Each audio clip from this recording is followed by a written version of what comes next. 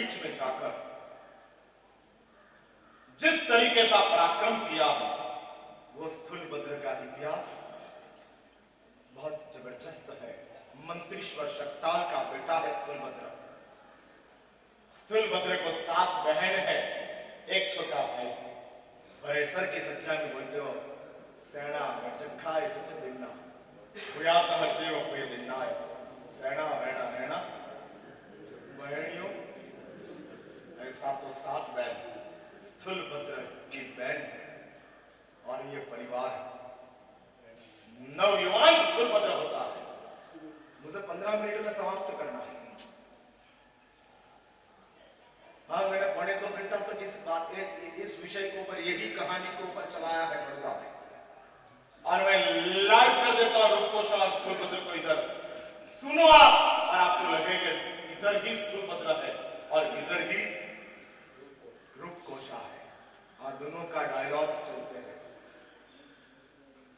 मंत्रीश्वर शक्ताल महाराजा नंद का मंत्री, स्थूलभद्र 16 साल की उम्र का हो गया है,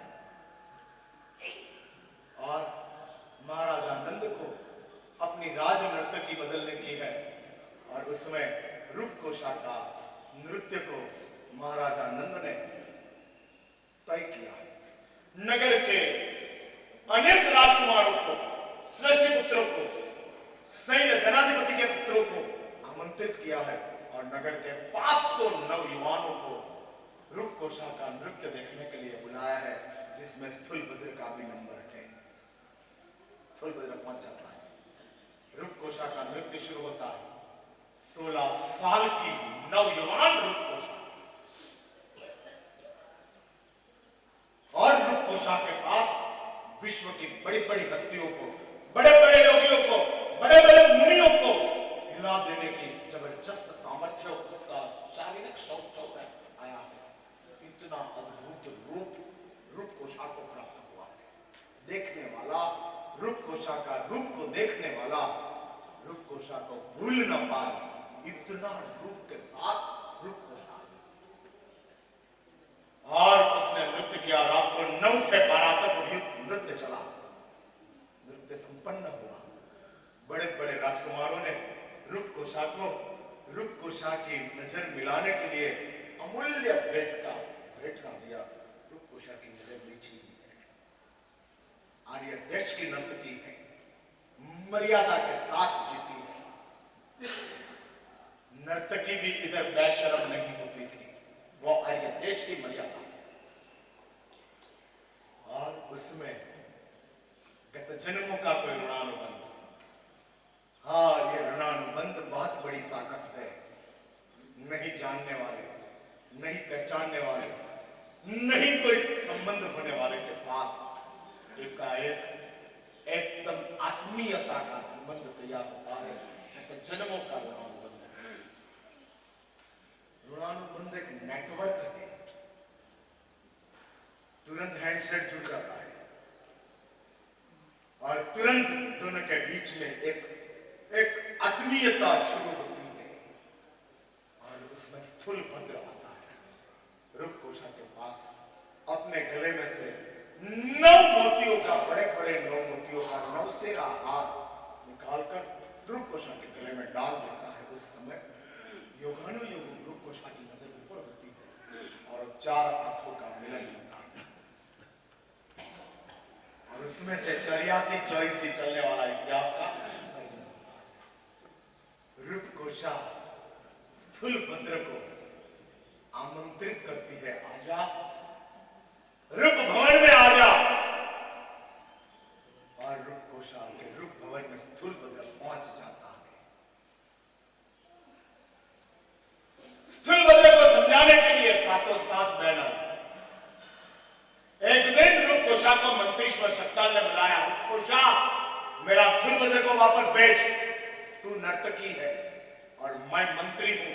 मेरा मंत्री का बेटा तेरे साथ जीवन भर नहीं रह सकता है, तेरे साथ उनकी शादी नहीं हो सकती है, भेज दे।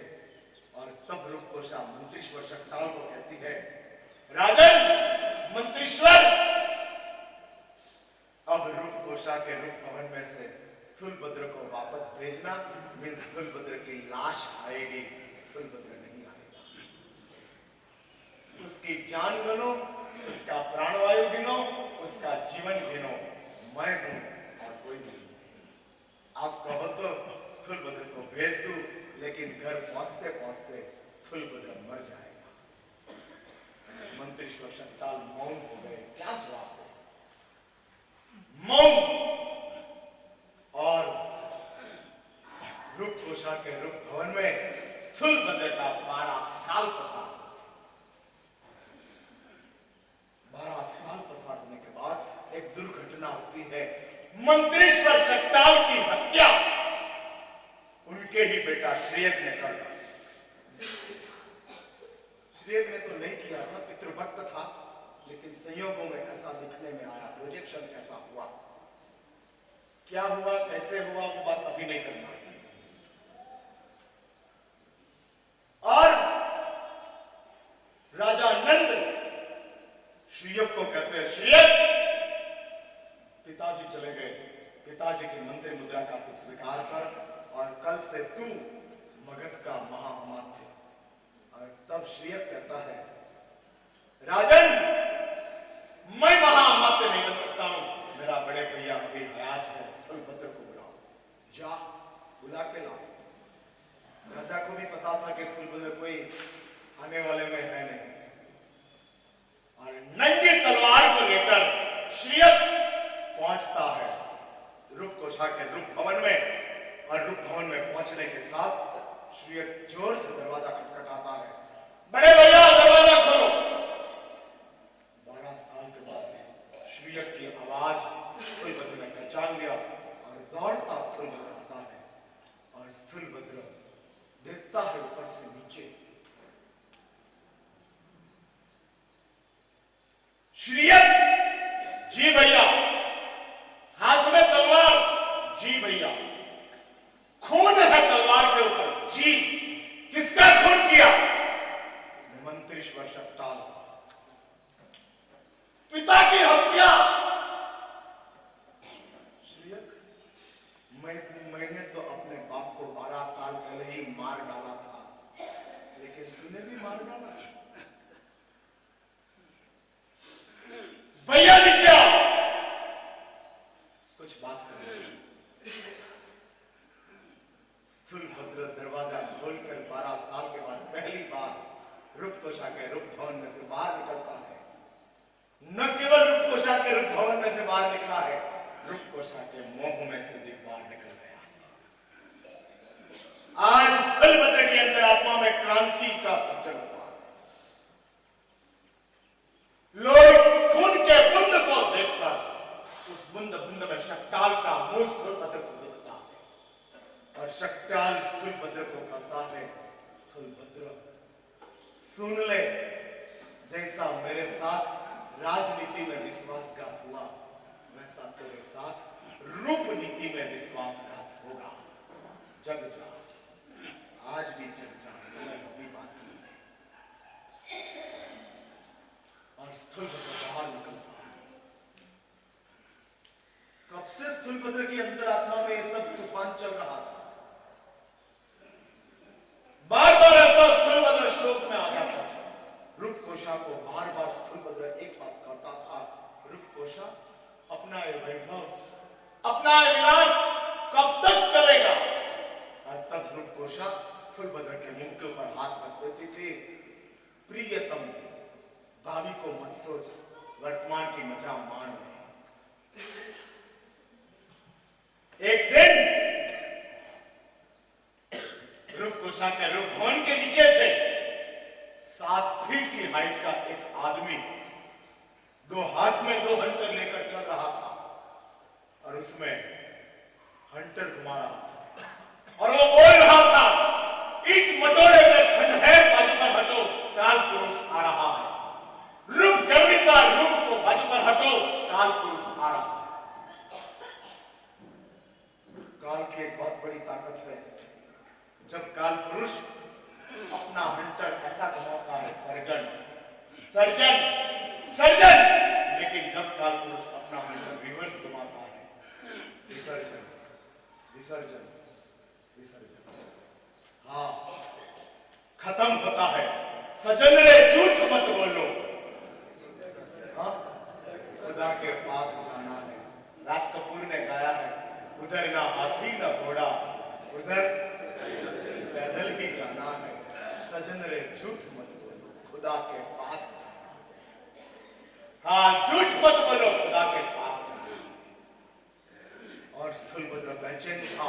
उसमें आज स्थूलभद्र ने शक्ताल की मौत का समाचार सुना और अंतरात्मा स्थूलभद्र की जग गई और स्थूलभद्र ने निर्णय किया कि रूपकोशा का रूप भवन वो मेरा जीवन नहीं है, वो मेरा पड़ाव हो सकता है, मेरा जीवन नहीं हो सकता है। और बाहर निकलने के साथ श्रीयक कहता है, भैया राजा आपको बुला रहा है, मंत्री मुद्रा आपकी वेट कर रही है, जल्दी पहुंचो। पाटलिपुत्र के राज दरबार में स्थूलभद्र पहुंचता है। महाराजा नंद स्थूलभद्र को कहता है, स्थूलभद्र पिता की इस जगह संभाल लो। और तब स्थूलभद्र कहता है, राजन सोचने का समय आता, जाओ गार्डन में बैठकर सोच ले। और वो सोच कर आता है, आधा घंटे में वेश परिवर्तन के साथ जो उत्तरीय वस्त्र था उसका स्थूलभद्र ने चुलपट्टा बना दिया, पहन लिया। और उसके साथ खेस लाया था, उसका कपड़ा बना दिया और गार्डन में एक छोटा सा दंड पड़ा था, ले लिया और राजा नंद के पास जाता है। कहते हैं, धर्मला, स्थूलभद्र जैन साधु जी राजन पिता का अधूरा काम पूरा करने के लिए जा रहा। कौन सा तेरा बाप का अधूरा काम? मेरा बाप श्रावक था और श्रावक वो होता है जो मरने के पहला दीक्षा लेता है। हाँ, श्रावक का जन्म घर में होता है, श्रावक की मौत उपाश्रय में होती है।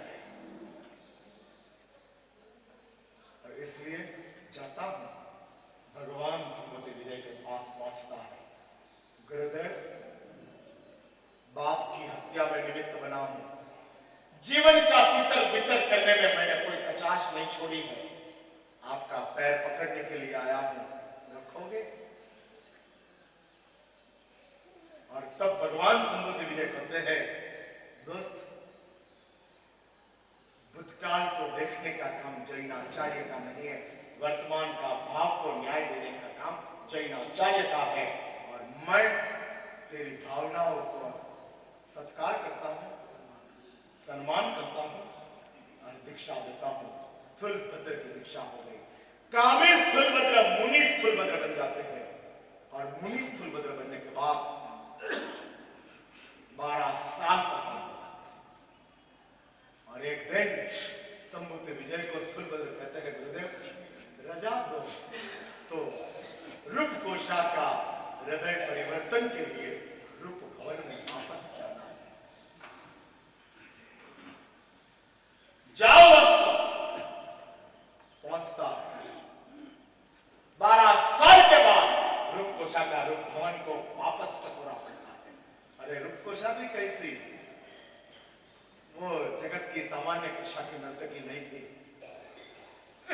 जब से स्थूलभद्र गया तब से रूपकोशा ने अपना श्रृंगार छोड़ दिया, खाना पीना छोड़ दिया, शरीर के साथ का तमाम व्यवहार छोड़ दिया। और स्थूलभद्र हर रोज सुबह के समय में अपने रूप भवन के टेरेस के ऊपर जाती थी और सुबह से दोपहर तक चारों दिशाओं में देखती थी, कहां से मेरा स्थूलभद्र आ रहा है, जरूर आएगा। और एक दिन स्थूलभद्र ने दरवाजा खटखटाया, दरवाजा खुला, स्थूलभद्र को पहचान लिया और वो पहचानने के साथ रूपकोशा को स्थूलभद्र कहता है, धर्मपुत्री धर्मला। कौन है रूपकोशा? और आक्रोश में आते, किसको धर्मपुत्री कह रहा है? मैं तो तेरी प्रेयसी हूं, तू मेरा प्रीतम। रूपकोशा, प्रीतम स्थूलभद्र की तो कब की मौत हो गई, भगवान संभूति विजय ने प्रीतम स्थूलभद्र को तो अग्नि दाह देकर जलाया, ये तो संभूति विजय का शिष्य स्थूलभद्र आया है। मुझे तेरे रूप भवन में 4 महीना रुकना है, चौमासा करना है, जगह मिलेगी। और रूपकुश आक्रोश में आती है, मालिक इजाजत मांग रहा है, ये रूप भवन तेरा है, आजा। नहीं, तेरी सम्मति के बिना नहीं आऊंगा। और तब रूपकुशा सोचती है, 12 साल बाबाओं के साथ रहा है, दिमाग खराब हो गया, एक बार आने दो उसको, आने दो एक बार, फिर देखते। आ जाओ। आने के साथ स्थूलभद्र वापस कहता है, धर्मपुत्री, मुझे कहां रुकने का है 4 महीना? अच्छा, तुझे रूप भवन का कोने कोना पता है, जा रुकना वहां रुक जा। नहीं धर्मपुत्री, मुझे दिखाओ कहां मुझे रुकना है। अच्छा चल। रूपकोशा रूप भवन की जो चित्रशाला थी, जिस चित्रशाला की दीवारों के ऊपर नारियों का दृश्य थे, उस चित्रशाला में रूपकोशा ने कहा, इधर रुकने का है, तू कहे वो मंजूर है। फिर पहली मीटिंग होती है 12 साल के बाद, और रूपकोशा के सामने स्थूलभद्र कहता है, तू जो खाना देगी वो खाऊंगा, तू जो दिखाएगी वो देखूंगा, तू जो सुनाएगी वो सुनूंगा, तू जो कहेगी वो मानूंगा, लेकिन एक शर्त है, मेरे से 3.5 हाथ दूर रहकर जो भी कहेंगे वो करूंगा। ठीक है, 3.5 हाथ का फासला मेरे लिए बहुत बड़ा फासला नहीं है। स्थूलभद्र, ये तेरे दिमाग में चली हुई जो धुन है ना, वो घंटों में मैं उतार दूंगी, और तू सामने से मेरे पास आएगा, मैं नहीं बुलाऊंगी, और तुम्हें ही बात करती है। दिन के ऊपर दिन बसा होते हैं, रूपकोशा दिखाने में, खिलाने में, सुनाने में कुछ कचास छोड़ती नहीं है। कार्तक शुद्ध पूनम का दिन आ जाता है, रात का 9 बज जाता है, चौमासिक प्रतिक्रमण संपन्न हुआ, और रूपकोशा स्थूलभद्र को कहती है, स्थूलभद्र रूपकोशा को पहला कहता है, रूपकोशा आखिरी रात है, कल सुबह मैं जाऊंगा वापस मेरे गुरु के पास। अच्छा, आज आखिरी रात? हाँ। रूपकोशा कहते हैं, कुछ नहीं, आज दाव खेल लेते हैं, इस पार के उस पार। और रात का 9 बजे से नृत्य शुरू होता है, सुबह 3 बजे तक 6 घंटा अनंग विजय नाम का नृत्य रूपकोशा ने शुरू किया।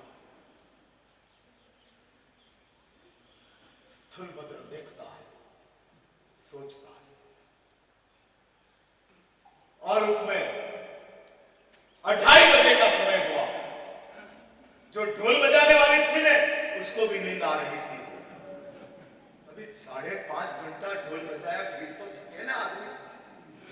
मैं भी 2 घंटा से बोल रहा हूं, थकू के नहीं थकू? हाँ। और उसके साथ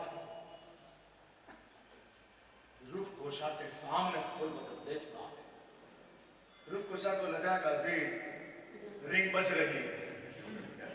हाँ, रिंगटोन अभी आ रहा है, अब तक तो एंगेज आता था, अभी रिंगटोन आया। और उसके साथ ढोल बजाने वाली को रूपकोशा कहती है, आखिरी दाव है दोस्त, जोर से बजा ले, मुझे भी अपना क्लाइमैक्स के ऊपर जाना है। और नृत्य की क्लाइमैक्स अंतिम इतना नाचती है, इतना नाचती है, इतनी अंगभंगियां करती है, और रूपकोशा को स्थूलभद्र देख रहा है। 15 मिनट तक लगातार रूपकोशा को ऊपर से नीचे देखा, और रूपकोशा ने नृत्य की चरम सीमा के ऊपर रख दिया। और 3 बजे के समय में एकाएक रूपकोशा ने अपना सिर अपने हाथ में रख दिया। हे भगवान! इसने तो निशासा डाला, और रूपकोशा दुगलो होकर खड़ी हो गई।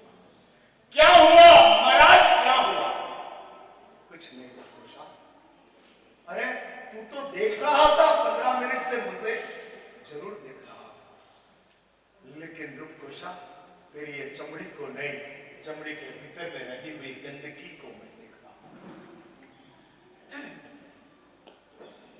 दुनिया का पुरुष नाचीज में चमड़ी को देखकर पागल बनता है। उसको पता नहीं है कि चमड़ी को निकाल दो, अंदर क्या है। और स्थूलभद्र कहता है, रूपकोशा, दुनिया के लोग तेरे नाक को देखते हैं और मैंने तेरे नाक में रहे हुए श्लेष्मों को देखा। दुनिया के लोग तेरे मुंह को देखते हैं और मैंने तुझे मुंह में से निकलती हुई बदबुओं को देखा। तूने ये देखा? हाँ। और रूपकोशा, सुन ले मेरी बात, आज रूप है इसलिए लोग तेरे पीछे हैं। कल तुझे रक्त पीत हो जाएगा, कोई तुझे देखने के लिए भी नहीं आएगा।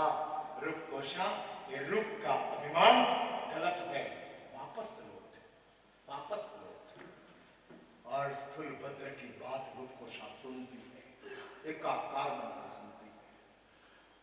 1 घंटे तक उपदेश चला। इधर कार्तक शुक्ल पूनम का सूरज उगता है और रूपकोशा की अंतरात्मा में निर्विकार भाव का प्रकाश प्रकट होता है। और स्थूलभद्र को रूपकोशा कहती है, पहली बार 121वें दिन कहती है, आप मेरे गुरुदेव हो, मैं आपकी शिष्या। क्या आदेश है, फरमाओ क्या आदेश है। और उसी समय भगवान स्थूलभद्र ने रूपकोशा को 12 व्रत दिया, श्राविका बनाई और उसके साथ रूपकोशा ने प्रतिज्ञा ली, जिंदगी भर संपूर्ण शील का पालन करूंगी और उसके साथ मैं अपने आप को आपकी शिष्या के रूप में साथ श्राविका के जीवन में मैं रहूंगी। इधर स्थूलभद्र की कमाल का बहुत श्लोक कवि ने दिया है, समय अपने पास अभी नहीं है, लेकिन कहते हैं, वेश्या रागवती सदा कदंगा सड़बीर सही भोजन। 6 वर्षों का भोजन के साथ रखा और उस रूपकोशा को स्थूलभद्र ने संपूर्ण बदल डाला। वो भगवान स्थूलभद्र के पीछे आर्य स्वस्ति महाराज उनके शिष्य बने। जिस स्वस्ति महाराज ने सम्राट संप्रति को जैन धर्म के अभिमुख किया और संप्रति ने प्रतिज्ञा ली है, इधर कहते हैं 1.25 लाख जैन चैत्य बनाए, 1.25 करोड़ जिन प्रतिमा बनाई और 36,000 प्राचीन जिनालयों का जीर्णोद्धार किया और 95,000 पंचधातु की मूर्तियां सम्राट संप्रति ने बनाई। अनार्य देश में भी धर्म का प्रसार करने के लिए वेशधारी साधुओं को उधर भेजा। आर्य स्वस्ति महाराज के 2 स्थविर थे, आर्य स्वस्तित, आर्य सुप्रतिबद्ध। आर्य सुप्रतिबद्ध के 2 शिष्य थे। एक शिष्य था आर्य इंद्रदिम्न। आर्य इंद्रदिम्न के गौतम गोत्र के थे। आर्य इंद्रदिम्न के शिष्य थे आर्य सिंहगिरी, जिसने जाति स्मरण हुआ। और आर्य सिंहगिरी के जिस शिष्य आर्य वज्र थे, जिसने 3 साल की उम्र में दीक्षा लिया है, अध्यात्म का पाठ किया है। और आर्य वज्र, उसके शिष्य आर्य वज्रसेन थे, जिस वज्रसेन को वज्र स्वामी ने कहा था कि 12 साल का दुकान उधर आया है और अकाल कब जाएगा, जब एक धनाढ्य परिवार 1 लाख सोना देकर 200 ग्राम चावल लाएंगे, उसमें जहर मिक्स करेंगे और पति पत्नी और उनके 4 बेटा वो जहर खाकर जीवन समाप्त करने की बात करेंगे। उस दिन ये अकाल समाप्त होगा। और वही बना। और फिर वो 5 को और माँ को 6 को वज्रसेन सुरेश्वर जी महाराज दीक्षा लेते हैं। और उसमें एक चंद्र नाम का शिष्य था, चंद्र नाम का। हमारी दीक्षा होती है ना, तब बोलते हैं कोटिगण वैरी शाखा चांद्र कुल। वो कुल आज वही चल रहा है कि जो आर्य वज्रसेन सुरेश्वर जी के पाठ के ऊपर आए।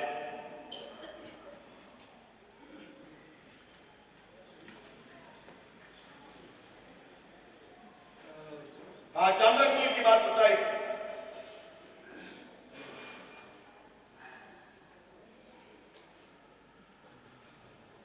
गोस्वामी जी का जीवन इधर बताया है, जो मैंने प्रवचन की शुरुआत में पहले ही प्रवचन में आपको बता दिया था। आर्य संबुद्धि विजय की 7 शिष्याएं थी, जो स्थूलभद्र की 7 बहनें थी, वो 7 शिष्या उनकी थी, ऐसी बात बताते हैं।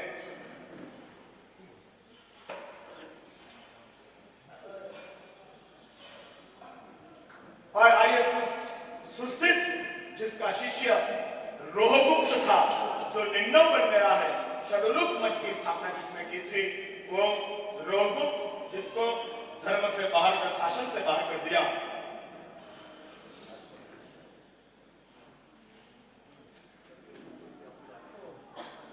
और आर्य महागिरी का शिष्य आर्य श्रीगुप्त थे, और आर्य श्रीगुप्त के शिष्य आर्य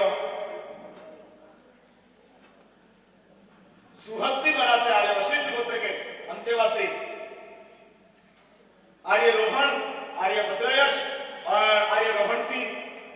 उद्देह नाम के इन सब महापुरुषों ने जैन धर्म की परंपरा को अपने तक लाने के लिए सबसे ज्यादा परिश्रम किया है। और ये सब महापुरुष